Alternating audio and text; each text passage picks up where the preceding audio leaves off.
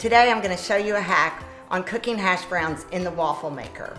So instead of using any kind of cooking spray, butter, or other oil, you want to get this ready with bacon up. It's going to give you that next level flavor and unbelievable crispiness.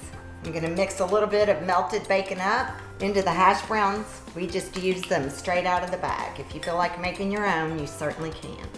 We're going to add 1 egg, and any seasoning you like will be delicious. I'm just using some Cosmo, salt, pepper, and garlic. Mix this all up and you'll be ready to go, making hash browns in the waffle iron. Now we got our griddle hot and ready with the bacon up. We're gonna scoop in the hash browns, season with a little salt. You want to flatten them out just a little bit. This is the best part.